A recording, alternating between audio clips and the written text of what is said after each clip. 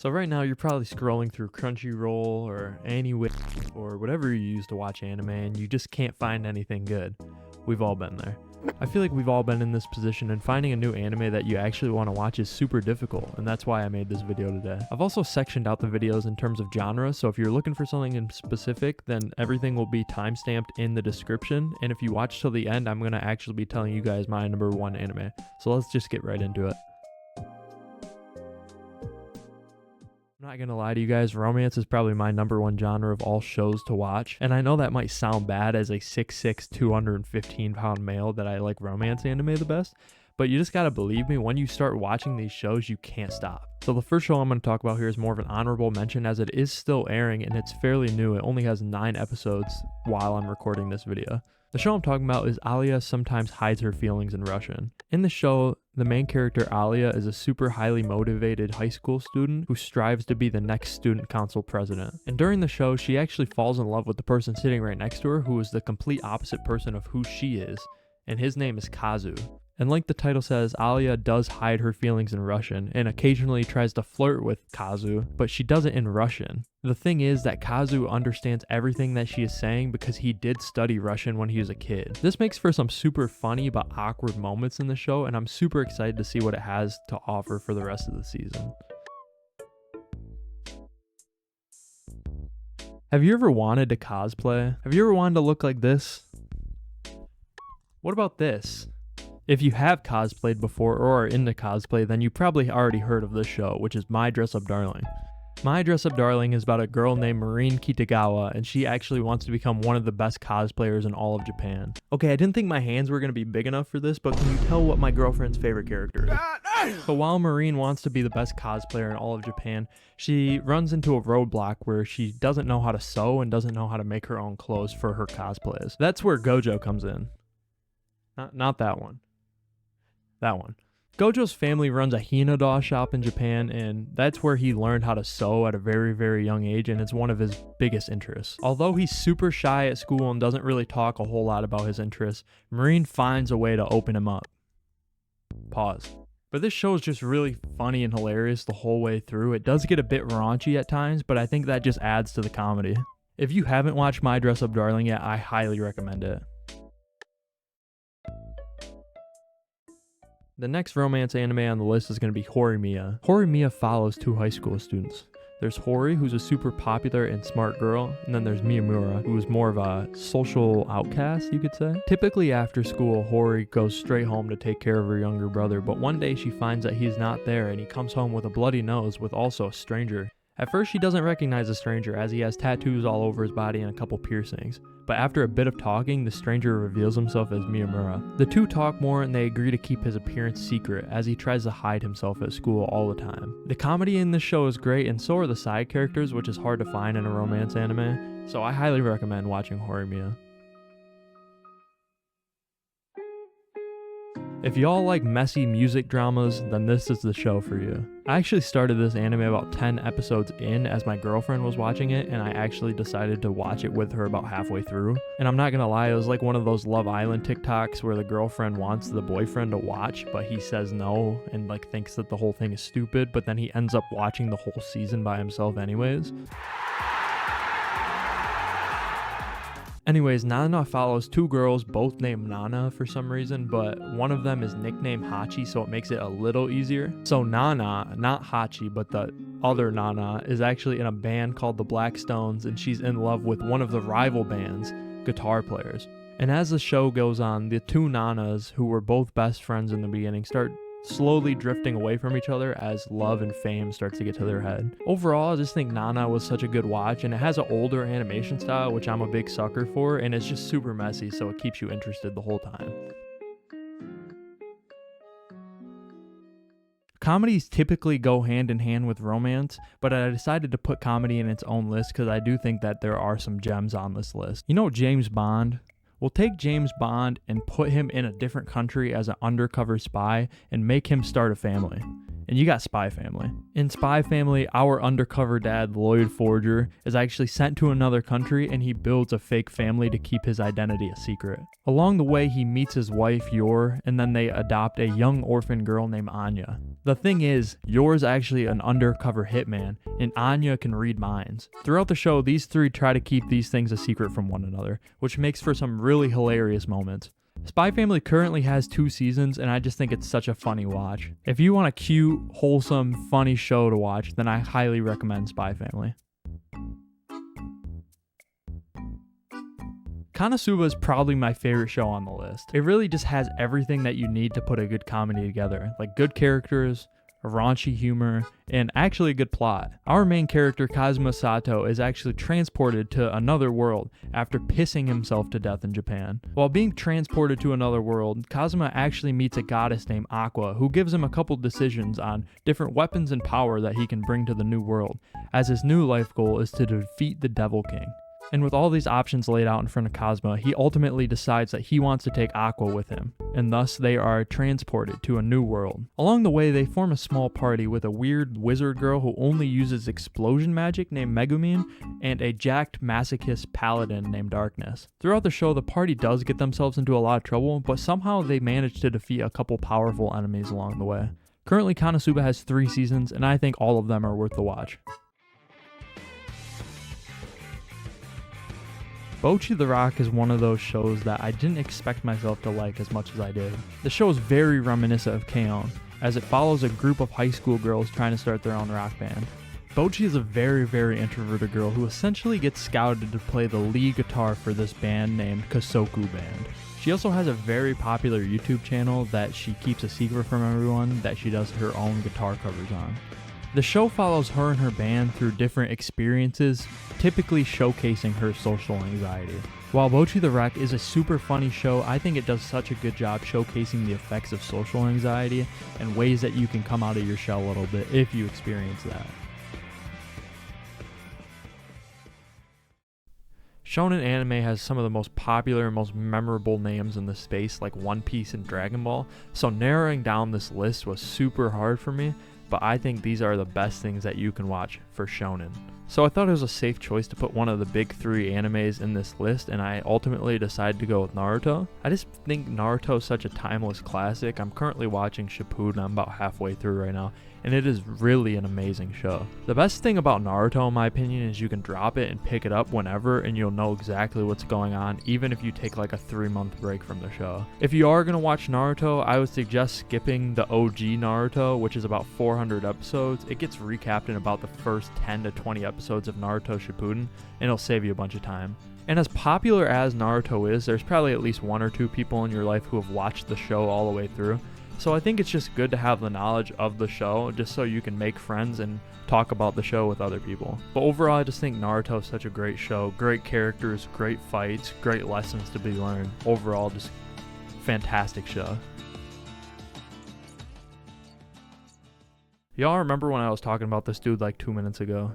This dude is one of the most OP anime characters of all time, but we'll get to him in a second. Jujutsukaisen is one of the new gen shonens, and I think this show is amazing. Basically, the main character, Yuji Itadori, has to eat these fingers to conceal a curse inside of him, the most powerful curse of all time, Sukuna. And I know that concept kind of sounds weird, but once you watch the show, it just really makes sense. Jujutsu Kaisen and Naruto are pretty similar of shows, but Jujutsu Kaisen I think is way more graphic. Jujutsu Kaisen also has one of my favorite anime arcs of all time, and that's the Hidden Inventory arc. The Hidden Inventory arc starts at the beginning of season 2, and it follows the guy we were talking about earlier, Gojo, but it's a younger version of him and his classmate Geto. Gojo and Geto are some of the most powerful sorcerers at their school, but they start to fade away from each other due to different ideals. There are so many twists and turns in this arc, and I just love the relationship between Gojo and Geto, and I just think their relationship is super complex, and themselves as characters are also super complex. And if you love a show with a lot of hype around it, McDonald's did a crossover event with Jujutsu Kaisen. You could get the sauces and everything. I actually tried the sauce too, and I thought it was pretty good. And I think the memes that came from it were just incredible. But overall, I just think Jujutsu Kaisen is such a great show. It has a lot of hype around it, and I think if you like a show that's a roller coaster of a ride, then you will love Jujutsu Kaisen. So I'm a big sucker for animation styles, and I think that Demon Slayer has the best animation style in all of anime. So the main character in Demon Slayer, Tanjiro, is a very wholesome, super kind-hearted boy who loves doing chores for his family.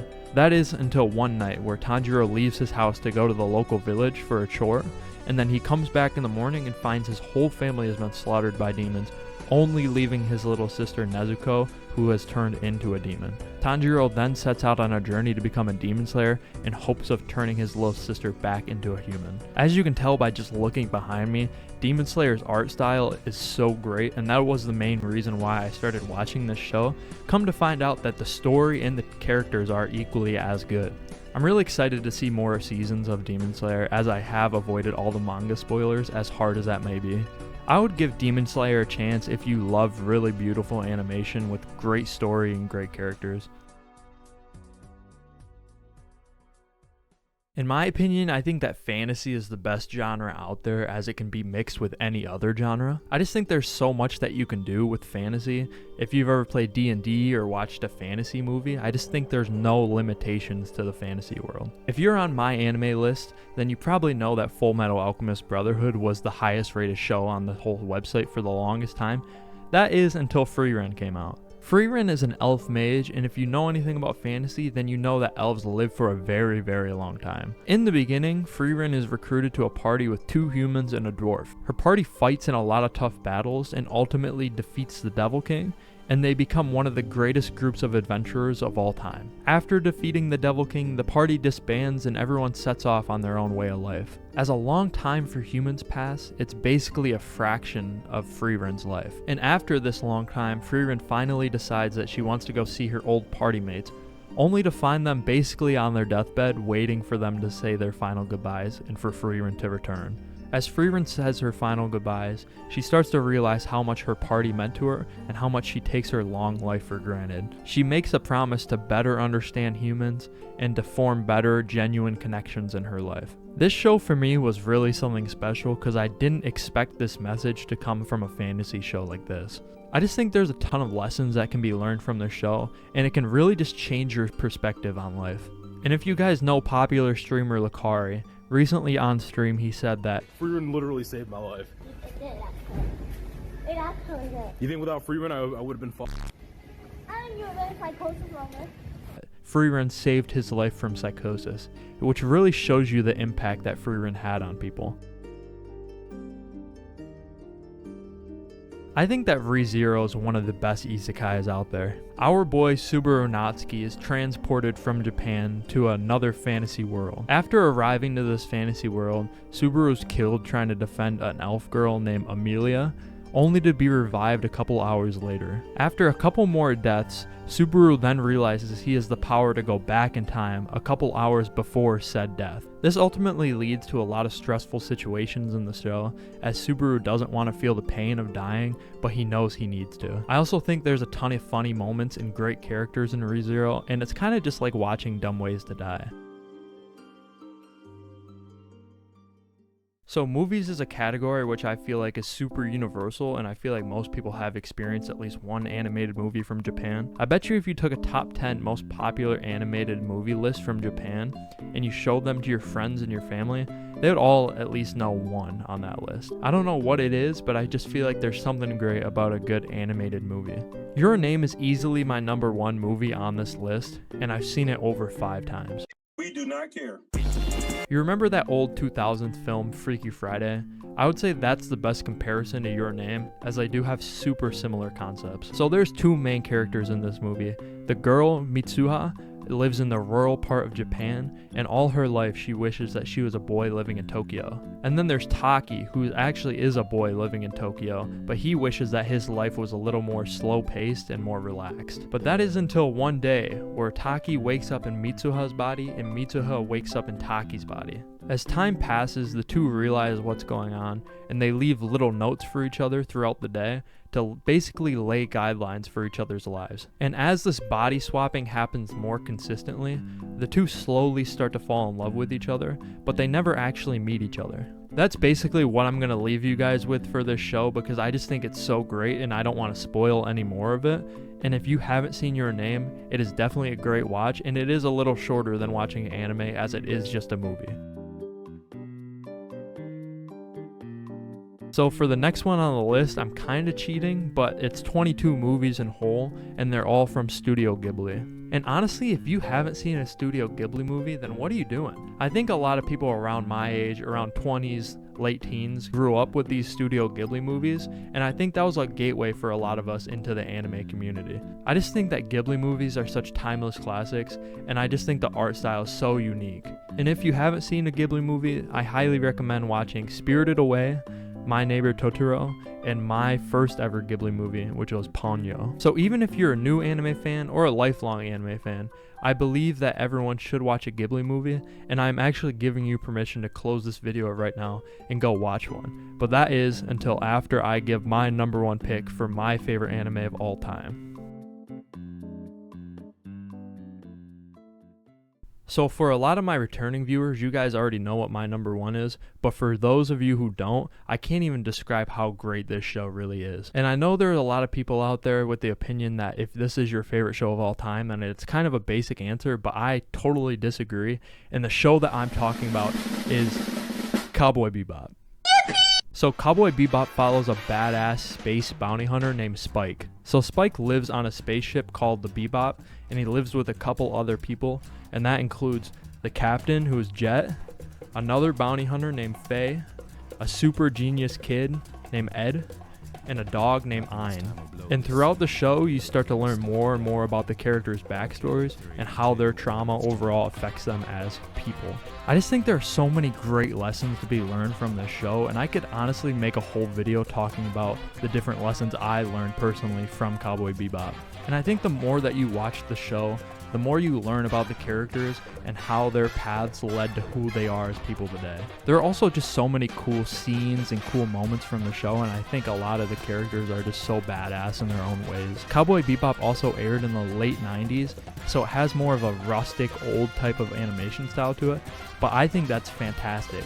And I know there's people out there that don't really like that old rustic animation style, but I still think you should give it a chance and just put that off to the side in your brain, because this show is just such a great watch. I just believe that Cowboy Bebop is the greatest anime of all time, and in my opinion, it's the greatest piece of media ever created. So I hope that video helped out a lot of you guys. If you made it this far, consider subscribing, it would mean a lot, and drop a comment on which animes you have seen or which ones you haven't. Anyways guys, thanks for watching.